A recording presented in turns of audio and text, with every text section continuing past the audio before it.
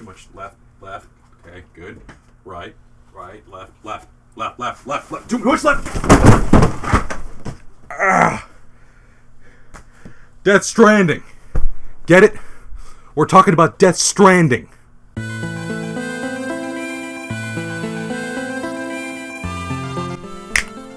Whew. So yeah, Death Stranding. And whether you love it or hate it, which I hate and love it, but yeah, you just can't deny the fact that this game is weird. In the sense that, well, like the title card said, I believe that this game is the most meta game ever made. I'm not talking about a game like, like Pokemon Go, like, or AR, like, oh, that's, in the real world. Like, no. I mean, to the point where it's like Deadpool or Ferris Bueller. Like, it's breaking the fourth wall so much, yet it's staying within its, its boundaries. That's what meta is. Like, if something ceases to become meta, it just becomes reality. But this just rides that line so perfectly, and it's just 100% meta, whether it's just, the characters talking about the situation, talking about the game mechanics, or just the game mechanics themselves being so goddamn meta in just the grand scheme of things of the video game industry. And yeah, that's a lot to process and a lot of stuff to just start blurting out and say, like, oh yeah, that's completely true. But I'm going to try to, back that up. So yeah, let's just start this off with, well, the game mechanics.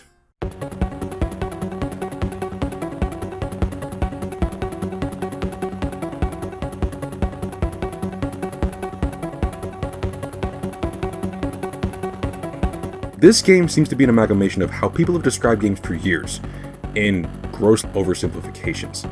It's literally a walking simulator, and, well, in this case, it really is just a walking simulator, in more ways than any other game has tried or accomplished before. I mean, nowadays, yes, the walking simulator is essentially used by many as a derogatory term to describe a game that focuses on world building or exploration, rather than outright action. And Death Stranding embraces that, and somewhat negates the overall notion of the term by making the movement in the game very much part of the action. Just like in real life, people need to watch their balance and not purposely run into things. Any other game would just stop the player dead in their tracks if they ran to a wall. Well, here, Sam either tips over or just runs into the wall full force, making walking or running itself part of the action when controlling the character. And before you say, I have no problem with running or walking in real life, like the game is a little eccentric. Yeah, sure, but that's because you've gotten used to it. The same way in this game, if you eventually get used to it, it just becomes second nature. But try walking uphill or running down one, and you'll quickly begin to focus on balance and controlling your speed again. I mean, seriously, you try going up a little too fast or try going down a hill, you're gonna eat shit. And when you hit that ground, you're gonna hit it hard. Speaking of which, another factor of how you move is weight distribution, a huge aspect of balance. And well, here is where item management comes into play. Unlike games like Doom, where players either laugh at or just ignore the fact that the protagonist can carry 35 guns on their back, Death Stranding takes a more Resident Evil approach, but to an extreme level. Survival horror games like Resident Evil force the player to carry only what is essential to their current goal. In Death Stranding, the same is true, but the consequences aren't just an imaginary limit on a pause screen inventory. Instead, they present themselves as either over-encumbering the player to walking very slow, or Sam just being unable to keep his balance for more than a few seconds before tumbling over and dropping everything on his back. Once again, eating shit. Try carrying too much that you can handle, and I guarantee either you're going to be dropping the thing, or your legs are going to eventually give out. It takes the gameplay to the most literal level, as to asking the player, can you carry all this in real life and trek for miles and miles without getting fatigued, thirsty, or need to pee? All things that you need to do in game, just like in real life. So much so to the point that if you push yourself too much, you begin to actually piss blood.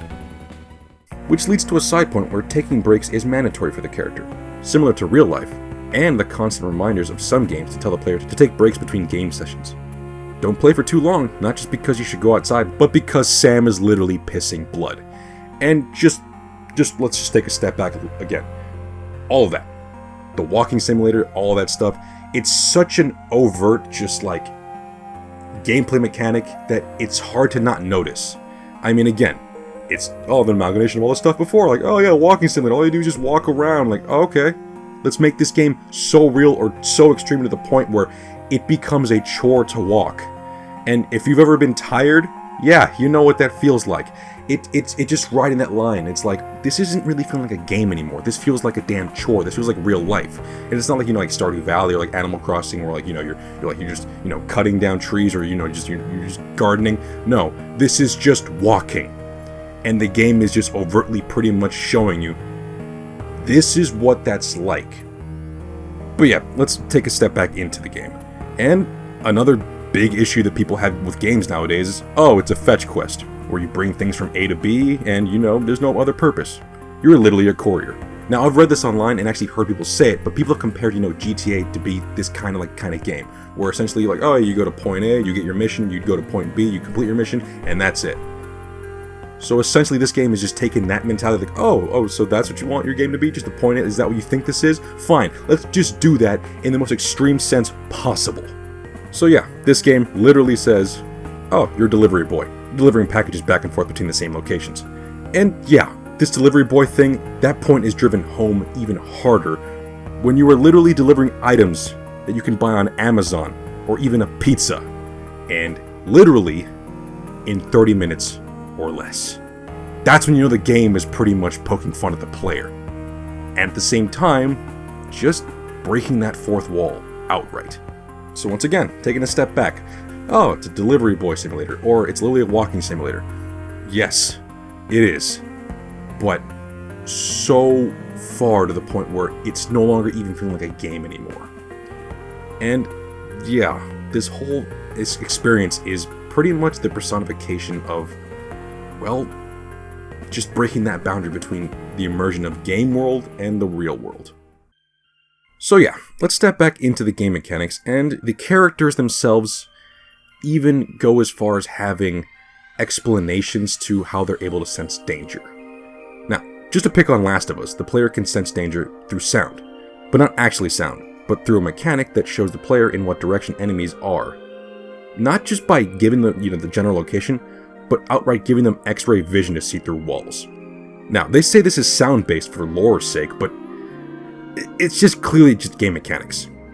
Well, again, in Death Stranding, they literally personify this ability as your BB, and that's what the BB's main purpose is, to be used as a tool to sense enemies around, or the BT. The explanation is that they're both tethered to the same plane of birth and death, and again, it's trying to explain things, it's trying to just create real-world explanations to gameplay mechanics. And again, just riding that line of real and unreal, and just making it all so meta. Even the ability to fast travel is literally personified. I mean, usually in a game with fast travel, you just assume that the character, just walks A to B. Well, here, a character can literally teleport, and once you befriend them to a degree, they offer you their services of being fast traveled around. And this in itself is a metaphor for how most open world games, you unlock the ability to fast travel after playing the game for a certain amount of time inexplicably, instead of, just being outright being available in the beginning.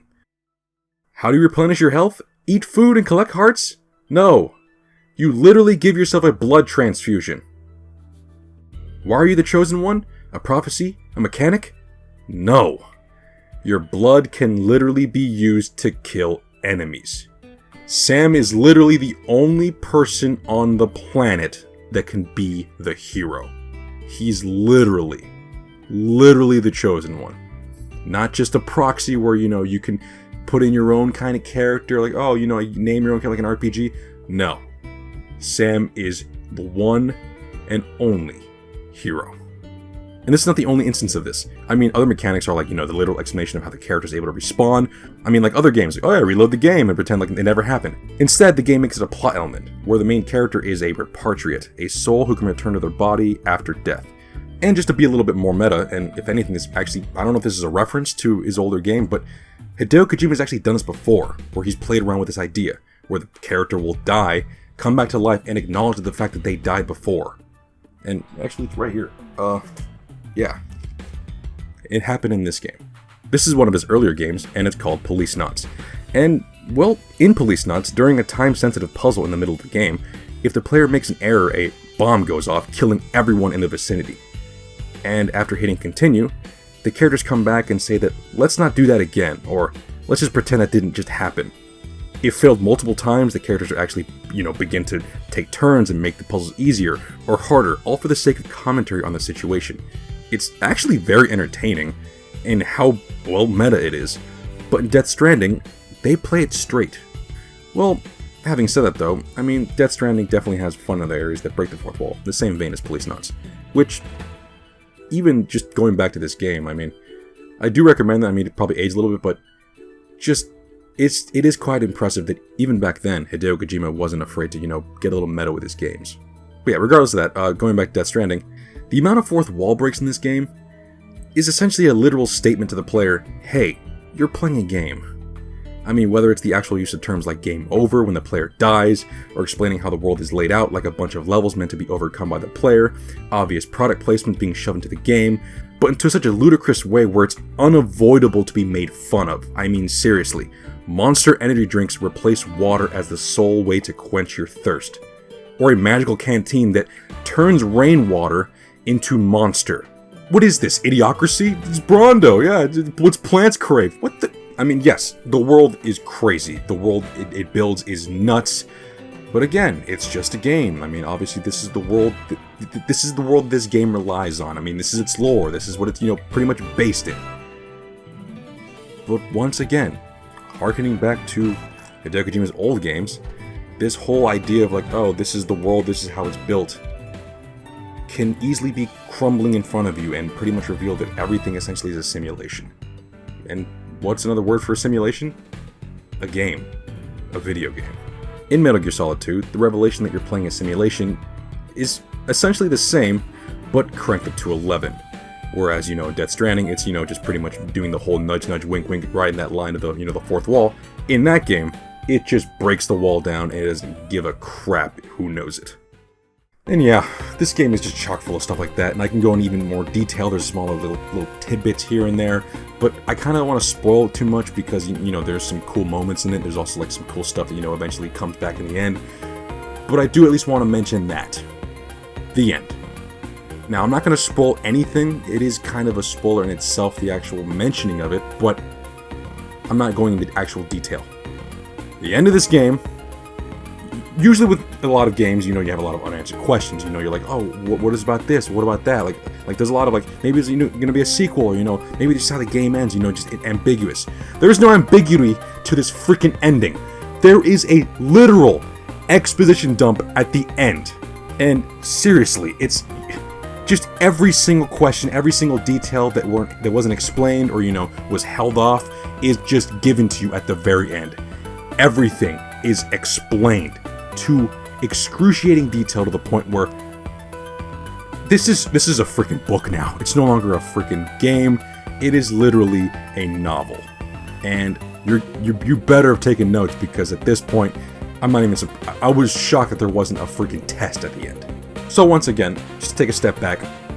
Let's ask a completely different question. Yes, I'm still stating that this game is meta as all hell, but I also want to ask, is this game a freaking experiment, just to, poke fun at gamers pretty much complaining about the worst things about games, or, just proving that those worst things can be made into a game that people actually will enjoy and love, or that all these complaints are just invalid or just stupid? I honestly want to know if this game is literally just an experiment or just a huge troll move proving to everyone once and for all that this can work as a game, even though it pisses you off that you could still find enjoyment through it.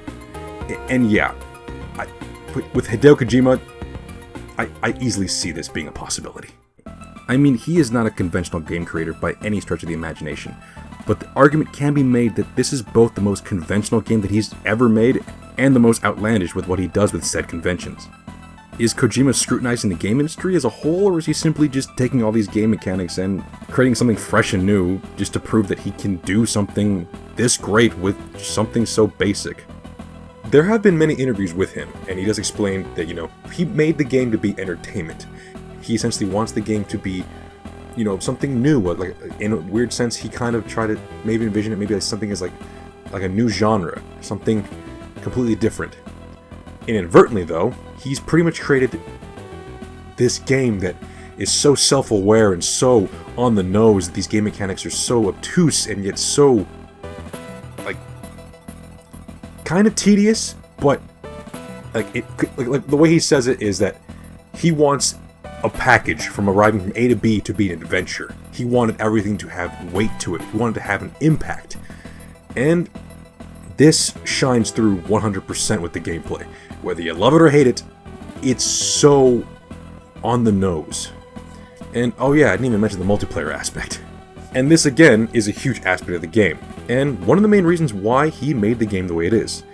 And these mechanics are heavily meant to be a literal translation of how multiplayer games and the internet is today and how it's pretty much perceived. Back then, playing games in multiplayer was a communal thing. You'd be in the same room as your friends, and it'd be a bonding experience. Or hateful experience if you're playing Mario Party. But nowadays, the same seems to be true when in, a game chat party. But if you remove your headphones and look away from the screen, you are ultimately alone. Your only link to others is that moment in the device currently in front of you. This basically applies to social media too. In an ironic way, we've attempted to connect ourselves with technology so much so that it's pretty much driven us farther apart. This is symbolized in Death Stranding as messages or other structures built by other players that can be used to aid you in your quest. Another thing that is somewhat of a fourth wall break in this aspect of the multiplayer, video chat is also embodied in moments when Sam calls out in the landscape, saying, "Hey, I'm Sam." In a rare occasion, an echo will come back saying, "Hey, my name is Sam too," which honestly is a huge analogy for the solo experience in this game. But even then, in the same interviews, Hideo Kojima pretty much, states that, all he wanted to do was, just give the positive aspects of, social media. Even then, despite all the likes and all, the thumbs up the game, pretty much you're just given, you are essentially still alone. Again, not going into spoilers, but the overall story is an allegory for this, and in a way, how we've ultimately connected ourselves in a very different manner. And in this game, instead of, making the players, feel like they've been driven apart, how technology has nowadays, it instead tries to embrace our connections and makes them stronger. It tries to connect us in more ways than one. So yeah, as a whole, is this game the most meta game ever made? I mean, in a weird way, I think it is, because of how crazy and just fourth wall breaking it is with its mechanics. Not just, just the character wink wink nudge nudge looking at the freaking camera, but everything about it is hyper realistic to a point where it ruins the immersion. And it's not just like, oh, like a VR game, like, oh, everything around you, like, oh, it feels like I'm actually there.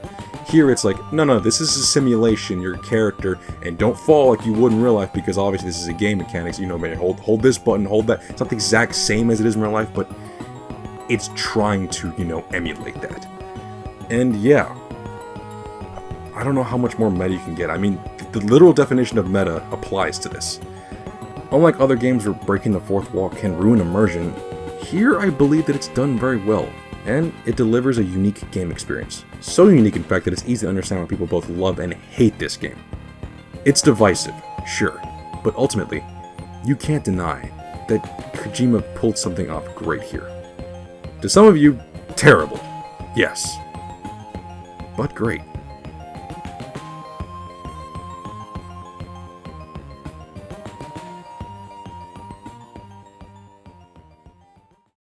Well, that's the video. And yeah, I don't even remember exactly when I beat this game. I don't know whether it was like November or it's regardless, it's been a while.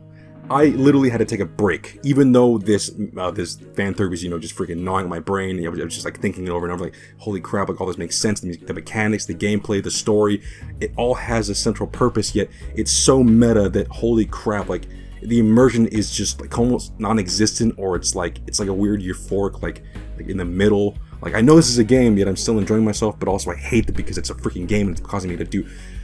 This whole rant has just been long enough, and I need to stop talking about it, but what do you guys think? I mean, shit. Obviously, there's obvious themes, there's obvious, gameplay mechanics, why it was implemented, but the fact that it was so, just riding that line of immersion. Like, the immersion was almost non-existent for me. I always knew I was playing a game here. Like, the whole game felt like a game. At the same time, there's hyper-realistic aspects. It's insane to think about. But yeah, regardless, I'm done. I don't want to talk about this game anymore. I'm hoping I don't revisit this in the future because, as I said before, I hate this game. And yes, out of all the Metal Gear Solids, the freaking Police Knots, out of all the games that Hideo Kojima's actually even worked on, this is the first time I could say that I hate this game, or I hate one of his games. But at the same time, I can say with no hyperbole that he has not made a bad game, including this. Because again, love and hate. This is just riding that line too. I don't know whether I love this game or hate it, so yeah, it's both. But I'm done. No more Death Stranding. I'm done talking about it. If I revisit in the future, god damn it, but for now, I'm hoping that there is nothing else to talk about with this damn game. But yeah, that's pretty much it. What do you guys think of this video? Did I waste my time? Did I waste your time? Or did I just crack into something even crazier and maybe starting to think what other games are even more meta? Because yes, the game's being meta, it's been a thing for a while now. Yes, it's always going to be, there's going to be fourth wall breaking, there's going to be mechanics that are a little too, on the nose, but this one just hit every checkbox and just wouldn't stop. But yeah, that's pretty much it. That's the video. Thank you for watching. Like, comment, and subscribe. And don't forget to share the video because it really does help me out. And yeah, see you guys later.